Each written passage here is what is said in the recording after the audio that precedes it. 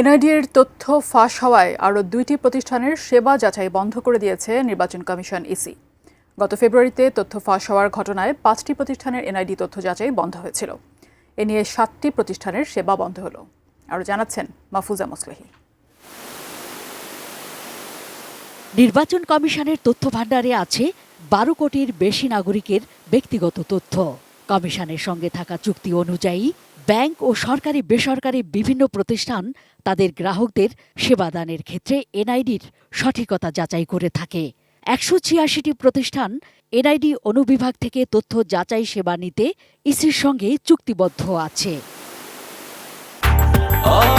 Breakfast, tiffin কিংবা snack টাইমে মজাদার আয়োজন মানে অল টাইম ব্রেড। গত ফেব্রুয়ারিতে এনআইডি সেবা গ্রহণকারী তৃতীয় পক্ষের কাছে তথ্য ফাঁস হওয়ার ঘটনার পর বন্ধ রয়েছে ৫টি প্রতিষ্ঠানের সেবাও। এবার আরও ২টি প্রতিষ্ঠানেরও তথ্য ফাঁসের প্রমাণ পাওয়া গেছে বলে জানিয়েছেন ইসির এনআইডি উইংয়ের মহাপরিচালক এএসএম হুমায়ুন কবির। আনসার ভিডিপির ওখানে আমরা যে কানেকশনটা দিয়েছি আর ওটা হচ্ছে ব্র্যাক ব্যাংক, সেখান থেকে এই ডাটা লিকের ঘটনা ঘটছে।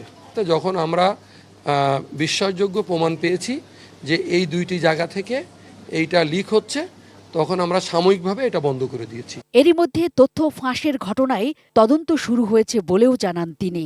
জানান, যে কোনো মূল্যে ইসিতে সংরক্ষিত নাগরিকের তথ্য সংরক্ষণে বদ্ধপরিকর নির্বাচন কমিশন। এখন আমরা তদন্ত শুরু করেছি এবং অলরেডি তদন্ত চলছে। আমরা ইতিমধ্যেই একটি প্রতিষ্ঠান আমাদের সাথে যোগাযোগও করেছে। আমরা তাদেরকে বলেছি যে আপনারা যে প্রোটেকশন মেজার্সগুলো আমরা নিতে বলি সেইগুলো নিশ্চিত করবেন। অন্যদিকে ৬১টি সংসদীয় আসনে সীমানা নির্ধারণে চলছে ইসির পর্যবেক্ষণ। কিন্তু আবেদন যেহেতু আছে, তাতে আবেদনের সূত্রটা দিয়েই আমরা শুরু করি।